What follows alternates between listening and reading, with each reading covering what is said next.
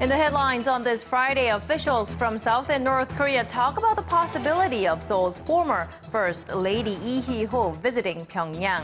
Neither side is rejecting the idea, but details need to be hashed out.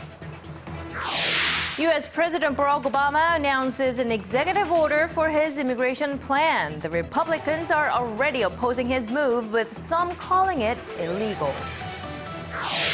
And Japanese Prime Minister Shinzo Abe dissolves the lower house of parliament today, setting the stage for a snap election next month. Stay tuned for these stories and more coming right up.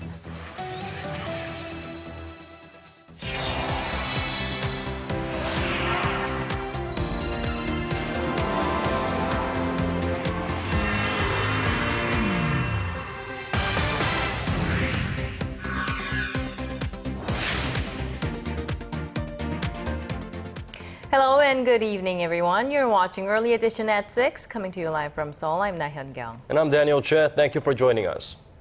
Let's start with a possible humanitarian visit to North Korea by former South Korean First Lady Lee Hee-ho. Now, she is the wife of former President Kim Dae-jung, of course. Now, officials from South and North Korea held a meeting on this issue, but say they still need to figure out some of the details. Well, starting us off today is our Connie Kim. Representatives from the two Koreas agreed on some of the details of former First Lady Lee Hee-ho's trip to Pyongyang during talks at the inter-Korean border town of Kaesong on Friday, namely that she will travel there by car. But other issues remain unresolved. We have decided that further discussions are needed on when the former First Lady will travel to the north and who will accompany her, because Madame Lee is older. We need to consult with her and her doctors and go over the details of today's talks. The North reportedly said it would allow the former First Lady to visit children's centers as she requested and provide kids there with hand-knitted hats and clothes. Lee made her request for a humanitarian visit to the North last month during a meeting with President Park Geun-hye. But there are concerns Pyongyang may use her trip for political purposes, as it comes ahead of the third anniversary in December of former North Korean leader Kim Jong-il's death. Lee Hee-ho visited Pyongyang 3 years ago to attend Kim Jong-il's funeral and met with current North Korean leader Kim Jong-un. Experts say the former First Lady's trip is unlikely to have any meaningful impact on improving inter-Korean ties. It's not likely to change anything unless Madam Yi delivers a letter from President Park Geun-hye. Representatives from the two sides are set to reach out next week to arrange dates for a second round of talks on the former First Lady's trip. Connie Kim, Arirang News. Russia's foreign ministry says President Vladimir Putin is willing and ready to hold a one-on-one with North Korean leader Kim Jong-un. And that's not all. It says Pyongyang is also willing to return to the six-party talks. Kwon So-ah has this report. As soon as Kim Jong-un's special envoy Choi Ryong-hae's plans to visit Russia were announced, speculation lit up about a potential summit between the leaders of North Korea and Russia. On Thursday, Russia's Foreign Minister Sergei Lavrov said that Russian President Vladimir Putin is ready for one-on-one talks with the North Korean leader. Speaking to reporters after his closed-door discussions with Choi, Lavrov also said North Korea had expressed a willingness to return to the long-stalled international talks on its denuclearization, calling it a, quote, very significant political progress. Pyongyang is ready to restart the six-way nuclear talks without preconditions, on the basis of a joint statement issued in 2005. We fully support this decision and will also be working with all concerned parties, including the United States, Japan, and South Korea, to seek common trust for the resumption of the negotiations. The six-party talks have not been held for almost 6 years. North Korea withdrew from the negotiating table in late 2008 after restarting its nuclear enrichment program. Thursday's talks also focused on the two countries' economic partnership. The officials discussed Russian companies' participation in the inter-Korean Kaesong industrial complex and a joint project that would modernize North Korea's railway system. Lavrov says North Korea is ready to open lines of communication with South Korea on trilateral projects if everything goes smoothly. That would include a project to transport Russian gas to South Korea through North Korea. Kwon So-ah, Arirang News. In response to North Korea's latest threat to carry out another nuclear test, Washington says Pyongyang will not achieve anything through threats and provocations. At a press briefing Thursday, Pentagon spokesperson Rear Admiral John Kirby said North Korea's belligerence will undermine international efforts for peace and stability on the Korean Peninsula and further isolate the regime. On Tuesday, a UN Human Rights Committee adopted a resolution pushing for the North Korean leadership to be brought to The Hague for crimes against humanity, and that was followed by North Korea's threat to strengthen its war deterrent. And back here in the nation, President Park Geun-hye, while visiting a foundry in western Seoul on Friday, highlighted the convergence of industry and culture as part of her vision for a creative economy. Mulle Foundry Alley, as it's called here, is home to some 1,700 foundries that are vital to Korea's manufacturing sector and a growing community of artists and designers. Marking the opening of a support center for craftsmen there, President Park vowed financial and technical support to turn products made there into luxury items and to market the area as a tourist attraction. In line with this, the support center signed an agreement with one of Korea's leading machinery manufacturers and a state-run research institute for marketing and technical assistance. Korea has apparently been investing a lot in R&D. Fact confirmed that the Science Ministry says the amount spent on R&D compared to GDP tops the world rankings, and it isn't the first time. Our Song Ji-sun has the details. Korea's reputation as one of the world's leading ICT powerhouses didn't just fall into its lap. A survey conducted by the Science Ministry shows Korea allocated a higher proportion of its GDP to R&D than any other country in the world for the second consecutive year. In terms of amount, Korea placed sixth at $54 billion in 2012 after the US, Japan, China, Germany, and France. But compared to proportion of GDP, Korea was the only country to invest more than 4% of its GDP on research and development in 2013. Roughly 76% of the investment came from the private sector, with foreign investors accounting for a mere 0.3%. Despite the heavy spending, researchers say more needs to be done to ensure the fruits of their labor are put to practical use. Developing new technologies is not enough. They must be commercialized, and they must open up business opportunities that attract investors. In a similar report last week, the OECD pointed out that Korea's strength in R&D lies in its strong ICT infrastructure, but that Seoul needs to boost international cooperation and joint research. To cater to such needs, the government announced plans to attract R&D centers of multinational companies by offering them more benefits when they established regional R&D headquarters in the country. Song Ji-sun, Arirang News. And the nation's finance minister has pledged to push forward with structural reforms next year to achieve a full-fledged recovery. An economist at the Asian Development Bank says much of the emphasis should be geared toward the labor market. Our Hwang Ji-hye has more. Structural reform is the key to a solid recovery momentum. That's what Korean Finance Minister Choi Kyung-hwan said on Friday during a meeting with the heads of major economic research institutes. While promising to focus on such reforms next year, Choi added that Korea's recovery momentum remains weak, despite the government's aggressive set of stimulus measures. Choi said Korea should take note from Japan, which has seen its economy fall into another slump due to a lack of structural reforms. An economist at the Asian Development Bank says any reforms should spread the benefits of growth among the people. By focusing too much on the supply side of the economy, we have not been able to pay enough attention, adequate attention that the Korean public deserved in the demand side.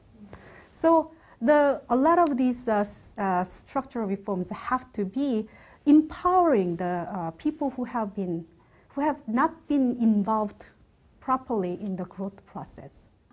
Park added that more of an emphasis should be placed on reforming the country's labor market.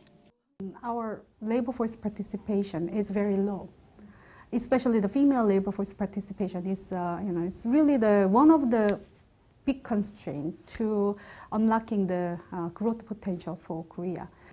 Experts also say that structural reforms should include reducing the level of debt, especially among public institutions, and that deregulation measures are crucial for building up confidence in the business sector. Reflecting such calls, the Korean government is expected to draw up its economy management plan for 2015 next month, which will also include new growth outlooks. Hwang Ji-hye, Arirang News. Some disturbing news for local car manufacturers. The amount of cars coming in from Europe has outpaced the number of Korean cars going overseas for the first time ever. One brand in particular stands out, of course. Sales of German brands have gone through the roof. Our Shin Se-min looks into some of the reasons. A few years ago, European automakers called Korea an impossible market to crack. But this year, European exports to Korea are on a path to exceed Korean exports to Europe. The nation's customs data shows the value of car imports from European countries was up 60% to over $4.5 billion in the first 9 months of the year, whereas Korea's car exports stood around $4.4 billion. Local sales of European cars, particularly German brands, have been on the rise. They have become so popular that some auto retailers have had to put customers on a waiting list for months. So why this shift in consumers' taste? Better gas mileage bought me. The comfort of the ride is much higher, not to mention its widely known brand power. And the Korea-EU Free Trade Agreement that went into effect in 2011 lowered price tags, attracting more drivers to European brands. This year alone, foreign car sales in the country rose at a pace 10 times faster than Hyundai's. And the weakening Japanese currency has been undermining Korean makers' competitiveness. The performance of Korean automakers in the European market is falling, and this trend is likely to continue. Even Hyundai and Kia Motors, which have manufacturing plants located in Europe for a better supply to the local market, are losing ground because of lowered competitiveness due to the weak yen. But as the global auto industry is moving towards green cars, the analyst added Korean makers should improve fuel efficiency and move on to new technology quickly if they don't want to fall too far behind the competition. Shin Se-min, Arirang News. There's a one-day entry ban. Digging deeper, getting to the bottom of stories that impact your life. Talking with you on air and online. Connecting you with experts on the world's most pressing issues. News and current affairs at its best. With Na Hyung-kyung and Daniel Che. Arirang News. Arirang News. Arirang News. On Early Edition at 6. Japanese Prime Minister Shinzo Abe's decision to dissolve the lower house and call snap elections has left many Japanese people scratching their heads. Reports say this is part of his plans to garner public support for additional reforms for the economy. But will it work is the big question. Our Ji Myung-gil has more. Japanese Prime Minister Shinzo Abe hopes his decision to dissolve the lower house of parliament and call snap elections next month ultimately gives him a fresh mandate to push through reforms, as his signature economic policies, dubbed Abenomics, struggle to revive Japan's ailing economy. A controversial sales tax increase lies at the center of the issue. The first hike in April from 5% to 8% was meant to curb public debt, but instead made Japanese consumers tighten their wallets. That has been blamed in part for dismal third-quarter economic figures when gross domestic product shrank 1.6% on-year, pushing the Japanese economy into recession. A second sales tax increase to 10% was scheduled for October next year, but Abe is now hoping to delay it. Advocates say the tax hike is needed to fund social security costs for a fast-aging population. But while the Japanese public is largely opposed to the tax increase, they are also confused about Prime Minister Abe's tactics. According to a survey conducted by the Asahi Shimbun, some 62% did not understand why Abe had suddenly dissolved parliament. Some 65% said it was inappropriate for Abe to use a snap election as a barometer of sentiment toward a second sales tax hike. Over the election campaign period, Abe is expected to explain his government's growth strategy and ask that people support for his Liberal Democratic Party. Abe says he will resign if his party fails to secure a majority in the lower house of parliament in the December 14th snap elections. But despite waning public approval ratings, the LDP is widely expected to win. Kim Young-gil, Arirang News. Over in the United States, President Barack Obama has taken a big step in materializing his immigration plans. At a speech made from the White House on Thursday local time, he said what he's doing is exactly what all the past presidents, including Republican ones, have been trying to do. Our Lee Ji-yoon tells us the details. Over 11 million undocumented immigrants live in the United States. Now, nearly half of them might just be able to come out of the shadows. On Thursday, U.S. President Barack Obama announced an executive order hoping to fix the country's broken immigration system once and for all. If you've been in America for more than 5 years, if you have children who are American citizens or legal residents, if you register, pass a criminal background check, and you're willing to pay your fair share of taxes, you'll be able to apply to stay in this country temporarily without fear of deportation.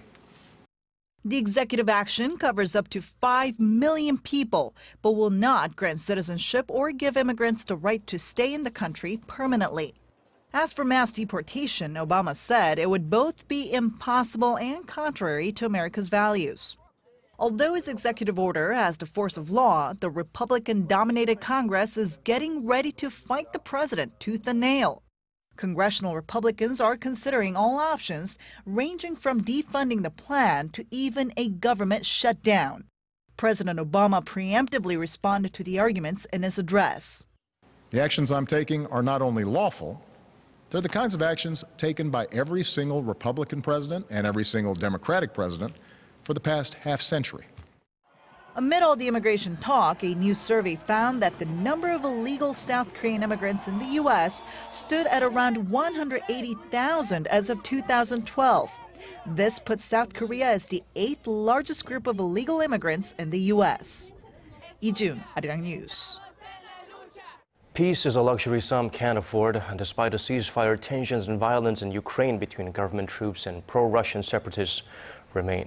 And in a move seen as a commitment to Kiev, America's vice president arrived for talks with new pledges of support. Our Kim Yeon-bin has this report. U.S. Vice President Joe Biden arrived in Kiev on Thursday to discuss new non-lethal aid to Ukraine, including deliveries of the first Humvee vehicles as an expansion of support to fight pro-Russian separatists in the country's east. Russia warned the U.S. hours before Biden's arrival against the move. We have heard repeated confirmations from the U.S. administration that only non-lethal weapons are being delivered to Ukraine. If there is a change in such policy, then we can speak of a serious destabilizing factor that seriously impacts the balance of forces in this region. Russia cautioned against a major change in policy from the U.S. in regard to the conflict in Ukraine. That would be a direct violation of agreements reached. The Geneva Statement from April 17th, where apart from the major task for starting national dialogue in Ukraine, the task of stopping all fighting in this territory was repeated again. The U.S. backs Kiev in its struggle against pro-Russian rebels in 2 eastern regions and imposed sanctions on Moscow as a result of its alleged support. Russia denies providing the rebels with arms and troops. Washington says it will continue to assess how best to support Ukraine and that nothing is off the table, including lethal aid. The United Nations says more than 4,300 people have died since the conflict sparked in mid-April. It adds that nearly 1,000 people, or an average of 13 people per day, have been killed in fighting since a ceasefire was called on September 5th. Kim Yeon-bin, Arirang News. Moving on to other stories, the global cost of obesity has reached an all-time high. A new report provides a better idea of just how high the total has gotten and what that means for all of us in the long run. Our Park Ji-won tells us more. Over 2 billion people worldwide, or nearly 1/3 of the global population, are currently overweight or obese. That's more than 2 times the number of people who are malnourished. And according to a new report by the McKinsey Global Institute, the global cost of obesity is estimated at about $2 trillion per year, or nearly 3% of global GDP. The total is more than the cost of smoking and climate change and rivals the combined impact of armed violence, war, and terrorism. Losses from obesity come from 3 angles: the personal, the social, and the economic. On the personal level, obesity is responsible for around 5% of all deaths worldwide, while on a social level, between 2 to 7% of all healthcare expenses in developed countries stem from weight problems. The report has a grim prediction as well. If current trends continue, it forecasts that by 2030, about half of the global adult population will be either overweight or obese. Then what can be done to turn the tide? The report says while education efforts like public health campaigns are critical, there need to be additional commitments from society as a whole, such as reformulating fast foods and portion controls. The obesity rate among Korean adults is still one of the lowest in the OECD. However, the obesity rate of male Korean children and adolescents are higher than the OECD average. It's a warning sign to the next generation that they may suffer the consequences should the trend continue. Park Ji-won, Arirang News. Shifting from obesity to some gaming action. If you are a fan of video games or online games, you might want to drop by Busan because the nation's largest gaming exhibition is currently taking place there. Right. To some, it's indifferent, but to many, it is heaven on earth. And our Kim Ji-yeon, who is at the site, files us this report. More than 600 companies from 35 countries are taking part in this year's G-Star Global Game Exhibition in Busan. One of the world's leading gaming companies at the event is Oculus. It has created Oculus Rift, a virtual reality system that enables users to control movements by turning their heads and moving their hands. Last few decades, people have been experiencing their content with the 2D flat panel TVs. With a movie named Avatar, people have been watching the movie with the stereoscopic 3D. However, that wasn't enough. People weren't able to feel immersed into the real world. Oculus believes virtual reality will evolve and forever change the way people play games, swap content, and communicate with each other. So in the near future, when this virtual reality becomes really popular, we believe that people will be able to interact, people from overseas, in virtual world, and be able to see each other and be able to interact with each other. So you'll be more like virtual reality Skype. The 4-day event is also a chance for businesses to expand their opportunities globally. US-based App Annie, a provider of mobile market data and analytics for app stores, are taking part in order to reach out to Korean developers. If you compare it to 5 years ago, you have a PC game, you have an online game. You want to launch in China, you need to look for partners there, look for servers there, look for payment solution there. Want to launch in US, you need to find another partner. But now these days, if you want to launch an app business, you just need to upload your app to Apple iTunes Store or Google Play, and then instantly you are selling worldwide. A study released by the Korea Creative Content Agency estimated the country's gaming industry to be worth around $8.7 billion as of 2013. Also, Korea's mobile gaming content industry almost tripled in 2013 from the previous year to more than $2 billion. Kim Dae-jung, Arirang News, Busan.